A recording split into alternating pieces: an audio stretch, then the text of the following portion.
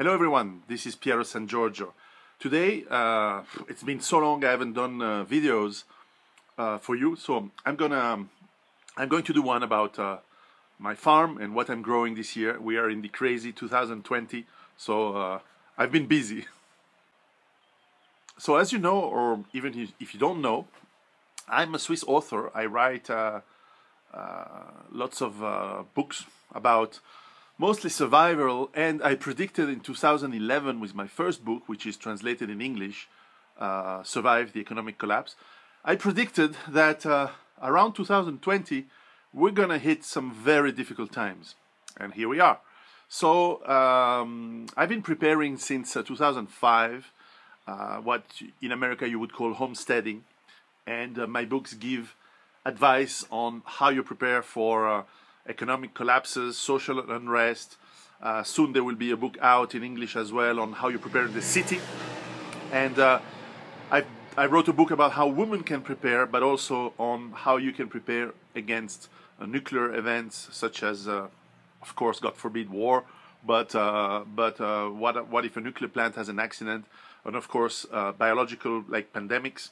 So I wrote that in 2016, how you prepare yourself against pandemics and against chemical problems such as your local chemical plant that blows up. Something that can happen either by terrorism or by accident. Anyways, one of the things you have to do is get resilience. Resilience and getting autonomy. And resilience and autonomy can be done, especially if you're in the countryside, by growing your garden with water and growing your food. So let's look a little bit at what my garden is doing this year. So here we are. So this year was an exceptional year. First of all, because we've been confined. Well, we weren't obliged, but we were confined in. So I'm in Switzerland. I'm in the mountains, and we are at about 1,000 meters high, which is probably 3,000 feet for those who are still not in the world of science. I'm joking. And of course the altitude makes a special climate. We usually have snow until May in the garden. So in the winter we have about, I don't know, at least 6 feet of snow. But this year was exceptional. It was very warm. And we could start working the garden in March, whereas usually I only start in June. And I took the risk, of course. I have a glass house where I can grow my early on the little plants, the little seeds, and the idea is to gain a little bit of time. But in normal time, I would never start before April, May. But this year we started in March, and we've been lucky. There was no frozen ground in May and June. Usually, end of May, beginning of June, even in the warmest years, it's very dangerous in these latitudes because you can have freezing weather and suddenly whatever plant is out of the ground freezes. And this year we didn't have that. Anyway, I'm going to start to talk to you about the strategy. Well, of course, the goal is to grow as much of the food that I can consume, my family, my friends, and I. We are planning, in case of difficult times, to be at least 10 people in my farm, which is here. And the living areas are here. So there's 1, 2, 3 apartments. Each apartment is individual, and each apartment, so I use the middle one. My friends and neighbors are using the ground one full-time every year so they can look after the farm when I'm not around. Ideally, I should be around every day, but I'm not because of some family necessities that need to be in the city. And the top floor is another apartment which I can either rent or in times of crisis we can live in. And the barn, this is typical Swiss farm where you have the living arrangements on one side, and then the barn, which is used to store wood, which is used to store machines if you have machines like trucks or whatever. In our case, we still use it for managing to store the grass that is dried for the animals in the winter.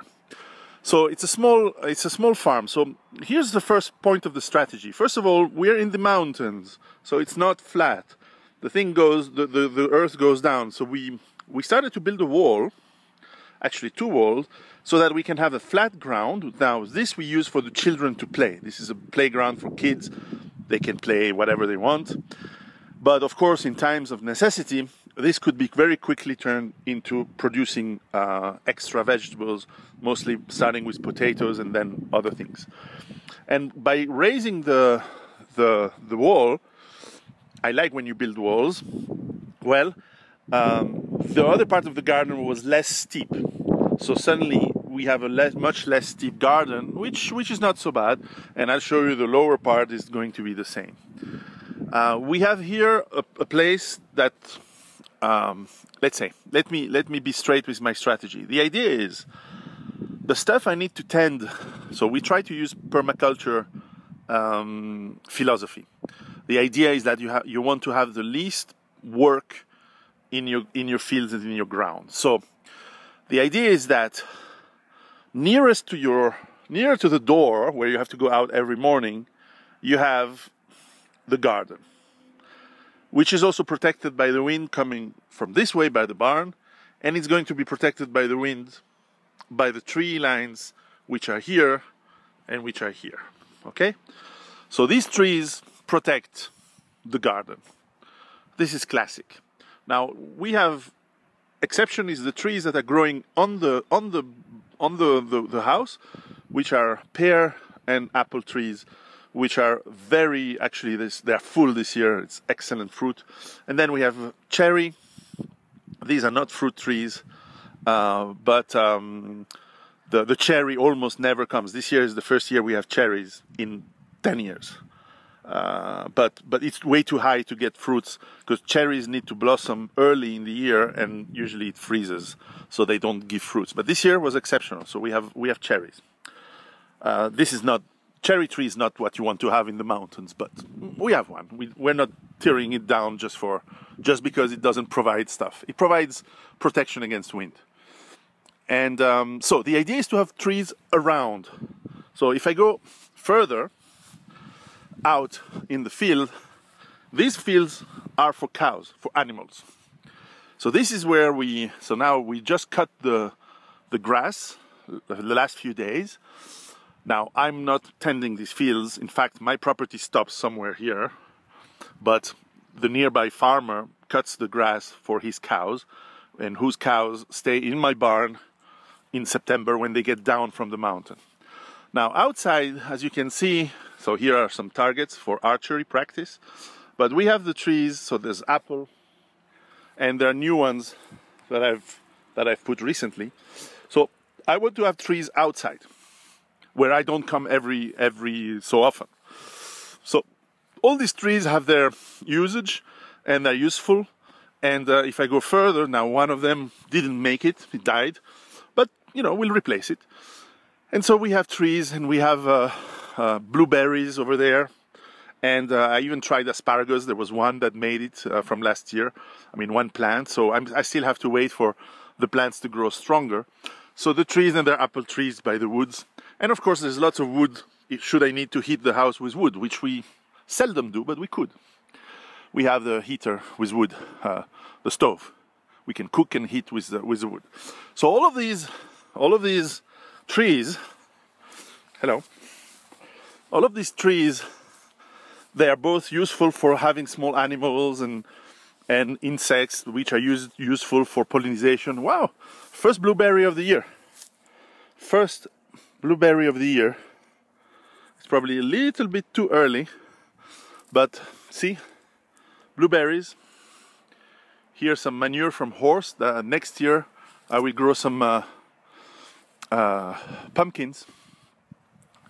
And I'm doing a few of those mini ponds, which are helpful for the diversity of the biology. So this one is the newest I've just done. It needs to be finished, but it's already full of water. And we have little toads and frogs that contribute to the mix. So this is a wild area. So this is an area which I'm keeping wild. So I'm eating the blueberry while I speak. It's getting good. So here it was the old chicken houses, which were way too old, and every time we put chickens, the foxes managed to enter. They will be torn down.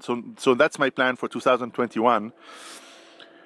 We're gonna tear all of this down, and we're going to do next to the barn. We're going to do a real chicken house, which I'm going to pay for it because I want to have perfect installation inside the barn for the chickens, easy to clean, and outside something that is absolutely proof against whatever eats chickens beyond foxes. We have foxes, but we also have little I don't know the name in English, les martres in French, and they eat these chickens, and they're very cunning. So here's a Swiss machine with hay on it for the winter. We prepare the winter starting in June. We're in July right now. We're July 7th, and see my target. My children are good in archery. Anyway, so apple tree. So the idea is to have the apple tree, the trees outside. Here we have a little barbecue area with where we can have our evening meals if necessary. We can grill some vegetables and meats. So then the inside part of the garden. So here we have another little pond, and this area will be transformed probably next spring into something a bit less wild. I'll keep the upper part to be wild, but this our area here is going to be turned into a medicinal garden, and I probably have to redo this. I think you call it gazebo in, and I will have to redo the wood, and we'll probably put some wine plants that will grow.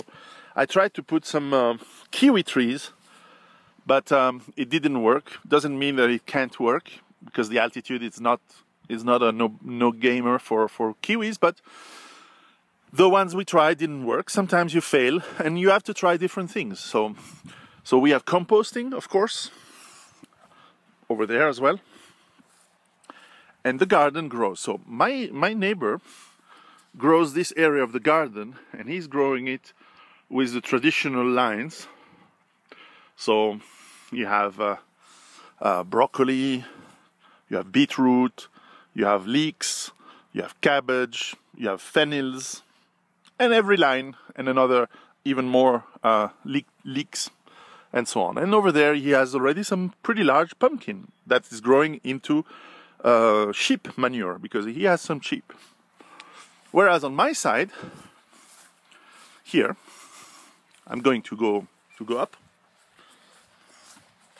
Of course, we collect water from trees, and this is the solar panels that power the farm with electricity.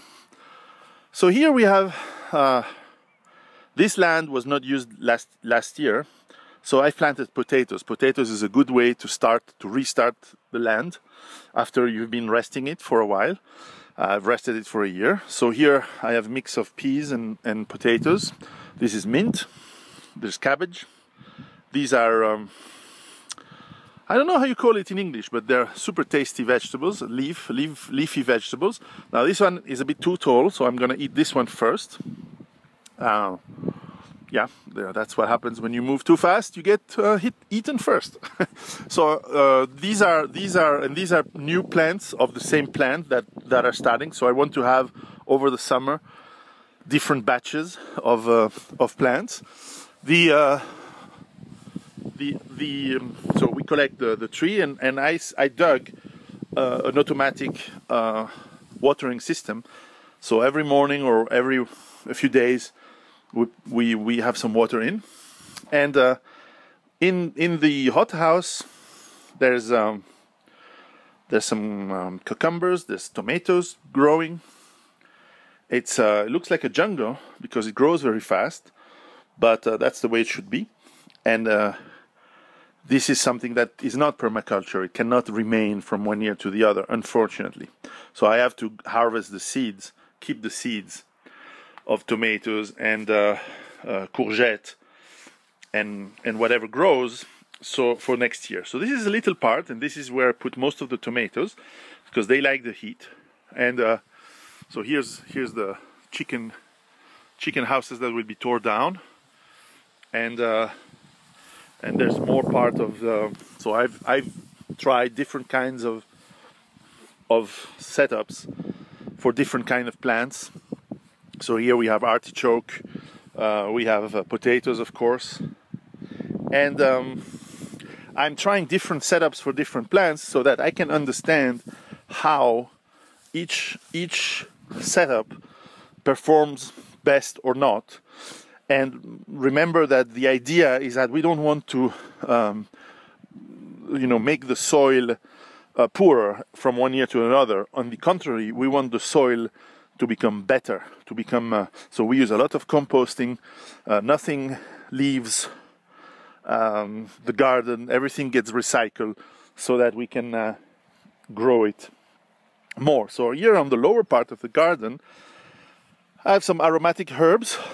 Not everyone likes to be in the sun, so we have sage, rosemary, persil, thyme, and the basilic died. Okay, so the basilic doesn't like the sun. I will know for next year. I always try to put flowers in next to where I grow food so that it attracts bees and pollinating insects. So here's more potatoes. Here we have some radishes over here. And they were good. That was the first thing we ate. Here the potato plants are incredibly high this year. They had lots of time to grow. See, for example, corn. Corn is not growing too well. Maybe it's the kind of corn I planted this year that is not adapted to the altitude, or maybe it will grow later. It needs more time. So here we have peas, here and there. So each of my kids had his own patch of peas. So this is what one of my daughters did. That's what one of my kids did, one of my boy. And my other daughter didn't succeed. It's not her fault, but the peas that were put here don't grow so much. Here are other blueberries. These usually come a bit later in the year. This is rhubarb. Some more artichokes, some strawberries. There's some leeks. These are new ones. So that also these will be good for this winter. Other kinds of potatoes. Here are some, I don't know the name of this. What's the name in English for this fruit? I have protection against the birds. These red berries and these black berries, but there are other kinds of compost, more compost. The fennels, these ones are ready. I will take them tomorrow, and that's what we are going to eat this weekend. So fennel salad. And here we have some more salad that we'll take tomorrow. It's we've had lots of rain and lots of hot weather, so a lot of things are growing very well. And of course, here we have some beetroots that are growing for later in the year. More and more plants. Radish, some other kinds of radish. Not radish, what's the name? Courgette. Broccolis and cabbage. Some more potatoes. We're in the mountains, so the safe bet is potatoes and cabbage, for sure. And but I'm trying some other things. I've planted carrots. I've planted other things. And now, because I use some straw on the ground, there's fairly little of bad weeds that are growing. Now, there are some, and I will spend the day in this afternoon to remove them, but it's not so bad. If you do it well in the spring, it's not so bad. So here are some leeks growing. Cabbage. This one is ready. This one is obviously cauliflower. Now the other two cauliflower, they went too fast, so they're already growing into trees. not trees, into flowers. So these ones I cannot eat, but this one will be eaten this weekend as well. And some more mix of potatoes, some cabbage, kale cabbage, and yeah, it's we're gonna have